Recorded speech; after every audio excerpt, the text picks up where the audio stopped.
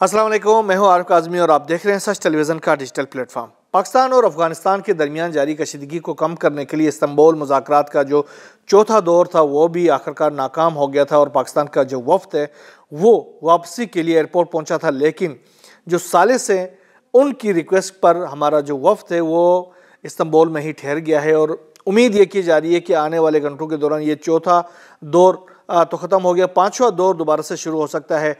दूसरी तरफ ये भी इतलात आई है कि अफ़गानिस्तान की जानिब से भी सफारती ज़राए से ये रिक्वेस्ट की गई थी कि हम मुज़ाकरात को जारी रखना चाहते हैं और मुज़ाकरात करना चाहते हैं, जिसके बाद पाकिस्तान की जानिब से ये फ़ैसला किया गया कि अमन को एक और मौका देना चाहिए और यूँ पाकिस्तान के जो दो अरकान पर मुश्तमिल जो वफ्द है वो तुर्किया के में ही ठहर गया है, इस्तांबुल में ही ठहर गया है और वो एयरपोर्ट से वापस चला गया है। अब उम्मीद ये की जा रही है कि आने वाले घंटों के दौरान ये पाँचवा दौर जो है वो शुरू हो सकता है। कतर और तुर्किया की जानिब से भरपूर कोशिशें की जा रही हैं कि किसी तरीके से अमन को एक और मौका मिल जाए और दोनों दो जो ममालिक हैं वो अमन की तरफ आ जाएं और दोस्ती की तरफ आ जाएं। हमने ये देखा कि अफ़गानिस्तान की जानिब से जो मुज़ाकरात चल रहे थे, जो मुज़ाकरातकार थे, वो किसी उनकी डोरियां जो है वो कहीं और से हिलती हुई नज़र आ रही थी और जो चीज़ें वो मुज़ाकरात के टेबल पे वो मान रहे होते थे वो कुछ देर बाद अपने जो हैंडलर्स के साथ जब वो फ़ोन पर बातचीत कर रहे होते थे तो वापस आकर उन्हीं से ही वो मुकर रहे होते थे, जिसकी वजह से मुज़ाकरात जो है वो नाकाम हो गए। जिसके बाद पाकिस्तान को ये फ़ैसला करना पड़ा कि हम जो है वो अब मुज़ाकरात इनके साथ नहीं करेंगे, ये मुज़ाकरात ख़त्म और फिर हम वही करेंगे जो ख्वाजा आसिफ साहब ने पहले ही कह दिया था कि अगर मुज़ाकरात नहीं होते तो फिर खुलकर जंग होगी अफ़गानिस्तान के साथ। हमने देखा कि गुज़श्ता रात जो है काबुल और दीगर अफ़गानिस्तान के जो शहरों से ये इतलात सामने आई कि वहाँ पर ड्रोन या ऐसे ऑब्जेक्ट्स उड़ते हुए नज़र आएंगे, जिसकी वजह से अफ़गानिस्तान के जो शहरी थे उनमें खौफ और हरास की एक बहुत बड़ी लहर दौड़ती हुई नज़र आई। ये इतलात आ गई कि मुख्तलिफ़ इलाकों में जो ड्रोन्स हैं या ड्रोन टाइप के जो मुख्तलिफ ऑब्जेक्ट्स थे वो नज़र आ गए, जिसके बाद अफ़गानिस्तान के जो हुकाम है उनके अंदर भी तशवीश की लहर दौड़ गई और उन्होंने ये देखा गया कि उन्होंने भी सफारती ज़राए से ये रिक्वेस्ट भेजी कि वो मुज़ाकरात को जारी रखना चाहते हैं। बहरहाल अभी वफ्द जो है वो अभी इस्तांबुल में मौजूद है और वफ्द का एजेंडा भी वही है, एक नुकाती एजेंडा है और इसी नुकाती एजेंडे के ऊपर भी बातचीत होगी कि अफ़गानिस्तान दहशतगर्दों के ख़िलाफ़ वाज़ेह और तस्दीक और शुदा और मौसर कार्रवाई करेगा। अफ़गान सरज़मीन पाकिस्तान के ख़िलाफ़ इस्तेमाल न होगी और अगर इन दो जो एजेंडा जो बात है उनके ऊपर अगर अफ़गानिस्तान की जो साइड है वो मुत्तफ़िक़ होती है तो ये मुज़ाकरात कामयाब हो सकते हैं। बहरहाल जो तज्ज़ियाकार हैं वो भी ये तज़िया दे रहे हैं कि ये जो मुज़ाकरात का जो पाँचवा दौर है ये कामयाब हो सकता है। लग ये रहा कि अफ़गानिस्तान को कहीं अकल आ गई है कि ये जो चीज़ वो शुरू कर चुके हैं भारत के एमा के ऊपर या अपने जो अंदर जो क्लिश विदिन है अफ़गानिस्तान की जो हुकूमत के अंदर जो मुख्तलिफ ग्रुप्स बने हुए हैं जो कि आपस में एक प्लेटफार्म पर मौजूद नहीं है, जिसकी वजह से ये जो मुज़ाकरात नाकाम हो रहे थे। तो अब शायद उनको ये अकल आ गई है कि अगर ये मुज़ाकरात नाकाम होते हैं तो अफ़गानिस्तान के लिए बहुत ज़्यादा मुश्किलात पेश आ सकती हैं। दोस्त ममालिक ने भी अफ़गानिस्तान की हुकूमत को ये बता दिया है कि वो रजीम चेंज हो सकती है और अफ़गानिस्तान दोबारा से एक ऐसे दौर की तरफ वापस जा सकता है जिसको पत्थर का दौर कहा जा सकता है। कल ख्वाजा आसिफ ने भी कहा था कि हम नहीं चाहते कि अफ़गानिस्तान की जो हुकूमत है उसके जो अराकीन हैं उनको दोबारा से हम गारों की तरफ भेजें, लेकिन ज़रूरत पड़ी तो हमें ऐसा करना पड़ेगा। और उसने ये भी कहा था कि हम काबुल के अंदर ऐसे मुकामात को निशाना बना सकते हैं जो कि इंटरनेशनली काबिल तवज्जो हों।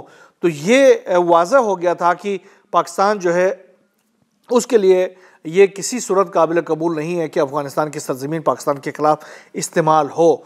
तो अभी भी ख्वाजा आसिफ साहब का एक और बयान आज सामने आया है। उन्होंने ये कहा है कि पाकिस्तान और अफ़गानिस्तान के दरमियान मुज़ाकरात में ऐसी कोई पेशरफ़ अभी तक नहीं हुई है जिससे ज़्यादा उम्मीदें वाबस्ता की जा सकें। उसके बाद उन्होंने कहा कि तुर्की और कतर की कोशिश है कि मुज़ाकरात में किसी किस्म का तातुल न हो।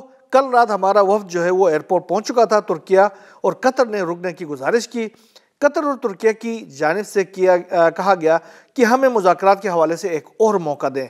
काबुल के रवैये में बदलाव आता है। कहता है कि काबुल के रवैये में बदलाव आता है और दहशतगर्दों की पशपनाही नहीं करेगा तो ये एक अहम नुक्ता होगा। जब तक अमन और एतमाद की बहाली नहीं होगी तब तक तिजारत और दीगर मुस्बित पेशरफ भी मुमकिन नहीं है। इसके साथ साथ उन्होंने एक और बात की है कि उन्होंने कहा कि भारत के कहने पर दहशतगर्दी या टीटीपी की पुष्पनाही होगी तो कुछ नहीं हो सकता। पाकिस्तान के अमन को तहबाला करने की कोशिश की गई तो एंज थे फिर एंज ही सही। ये आप देख लें, क्लियर कर दिया है कि अगर भारत के माप पर पाकिस्तान को डिस्टेबलाइज करने की कोशिश की गई तो हम आपको नहीं छोड़ेंगे, एंज तो फिर एंज ही सही, जो उसने पहले जो बयानात दिए हैं उसकी तरफ इशारा करते हैं। तो मुझे यकीन है कि ये जो पांचवा दौर है पाकिस्तान और अफ़गानिस्तान के दरमियान, ये दौर इंशाल्लाह कामयाब हो जाएगा। और कुछ इतलात ये भी आ रही हैं कि पक्तिया और दीगर जो बॉर्डर एरियाज़ हैं वहाँ से अफ़गानिस्तान की जो हुकूमत है वो इन दहशतगर्द अनासिर को उनके अहल खाना समेत वहाँ से उठा कर लेके जा रही है, मुंतकिल कर रही है। और इस बार उनको जो पश्तून एरिया से वहाँ पर मुंतकिल नहीं किया जा रहा बल्कि उनको दरी और दीगर एरियाज ज़बानें बोलने वाले इलाकों में मुंतकिल किया जा रहा है। लग ये रहा कि वो उनको ऐसे इलाकों में मुंतकिल किया जा रहा है जहाँ से उनका इंट्रैक्शन पख्तून कम्यूनिटी के साथ न हो। तो ये भी लग रहा कि उनको रीलोकेट अफ़गानिस्तान की जो गवर्नमेंट है वो करना चाह रही है। तो हम भी ये कहते हैं कि अगर आप ये कहते हैं कि हम इनको ये आपके दोस्त हैं, आप इनके साथ जो कबायली रवायात को निपटाना चाहते हैं तो फिर आप कबायली रवायात को भरपूर तरीके से निपटाएं। ऐसा ना हो कि कबायली रवायात को आधा करके आप रवायात के ऊपर अमल करें, आधा ये कि वो ऐसे एरिया में हो, बॉर्डर एरिया में हो और वहाँ से जाकर पाकिस्तान के अंदर कार्रवाइयाँ भी करें। आप कबायली रवायात को भरपूर तरीके से अमल करें और उनको अपना हिस्सा बनाएं, उनको ऐसे इलाकों में करें, अपने शहरियत दे दें, उनको वहाँ पर सेटल कर दें। पाकिस्तान के साथ उनका लेना देना ही नहीं है ना हो, फिर मामला ख़त्म। लेकिन ये नहीं हो सकता कि पाकिस्तान का शहरी भी डिक्लेयर कर लें, पाकिस्तान के सरहदों के करीब भी उनको रख लें और वो आकर पाकिस्तान में कोई भी कार्रवाई करके वापस चले जाएं और आप कबायली रवायात के तहत उनको इसलिए प्रोटेक्शन दे दें कि उन्होंने अमेरिका की जंग के ख़िलाफ़ अफ़गान तालिबान की हिमायत की थी और उनको अपने लड़ाके जो है वो फराहम किए थे, तो अब हम कबायली रवायात के तहत अपने मेहमानों की हिफाजत कर दें। तो ये जो चीज़ जो है वो किसी सूरत पाकिस्तान को काबिल कबूल नहीं है। आप कबायली रवायात को भरपूर तरीके से उनके ऊपर अमल करें और उनको अपनी शहरियत दे दें और उनको ये बॉन्ड करें कि वो अफ़गानिस्तान के अंदर ही रहेंगे और उनके शर से किसी और मुल्क को कोई नुकसान नहीं होगा। हम रुख करते हैं मशरिक़ वस्ता का, जहाँ पर कशीदगी अभी भी बरकरार है। गुज़िश्ता दिनों जो एक दो वाक़यात हो गए थे गज़ा के अंदर इज़राइल की जानिब से हमलों के बाद से और जो रेजिस्टेंस मूवमेंट्स हैं उनकी जानिब से जो कार्रवाइयाँ की गई थी, एक इज़राइली जो फ़ौजी जो हलाक हो गया था उसके बाद से मुसलसल हमलों का सिलसिला इज़राइल की जानिब से जारी है गज़ा के मुख्तलिफ़ मुकामात के ऊपर। खान यूनिस के अंदर एक बहुत बड़ी कार्रवाई की गई है जिसमें सुबह से अब तक जो कहा जा रहा है कि 24 से ज़ायद अफराद शहीद हो चुके हैं, जिसमें आम अफराद भी शामिल हैं। और ये जो खबरें हमें दी गई हैं वो अरब मीडिया की जानिब से दी गई हैं और इज़राइल की जो अपनी मीडिया है, चाहे वो हरीट्स हों या यदूद हरनोत हो या दीगर अखबारात हों, उनकी जानिब से ये खबरें जारी की गई हैं। इज़राइली फ़ौज ने गज़ा के जो इलाके उसको रेड जोन डिक्लेयर करार देकर वहाँ पर सख्त मुआसरे की जो फ़ज़ा है वो नाफिज कर दी है।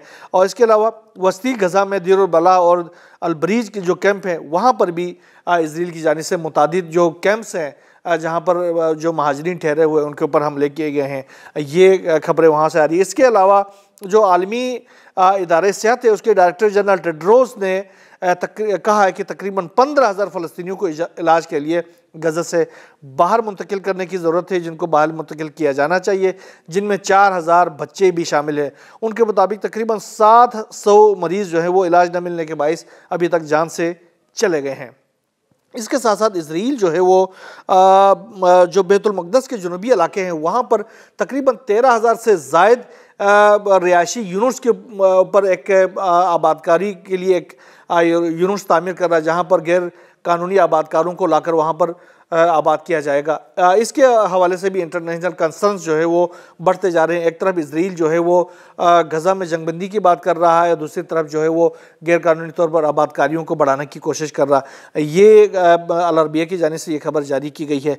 इसके अलावा लुबनान के मुख्तलिफ इलाकों पर, खासतौर पर जनूबी लुबनान के ऊपर इजराइल के बड़े हमले जारी हैं और जिसके नतीजे में वहाँ पर मुतादिद अफराद के हलाक होने की इतलात सामने आई हैं, शहीद होने की इतलात सामने आई हैं। ख़ासतौर पर दाहिया के इलाके में अभी कुछ देर पहले मैंने देखा कि जो लुबनानी मीडिया है उसने कहा कि दाहिया में इजरायली ड्रोन्स हैं वो मुसलसल वहाँ पर परवाज़ें कर रही है। उसके साथ साथ सदर जोसेफ ओन के महल के ऊपर भी इजरायली ड्रोन्स जो है वो सर्कुलेट कर रही हैं, वहाँ पर गश्त कर रही हैं। इसके हवाले से ये कहा जा रहा है कि जोसेफ ओन ने कल एक बयान दिया था, उन्होंने कहा था कि ये जो हिजबुल्लाह है इसको डिसआर्म करना इतना कोई आसान नहीं है जितना जो हमारे अमेरिका और जो यूरोपीय यूनियन हमें मुतालिबात कर रहे हैं या इजराइल हमसे मुतालिबा कर रहा है। इतना आसान नहीं है कि इसको इतनी आसानी से हम कह दें डिसाम हो जाए तो वो डिसाम हो जाएगी।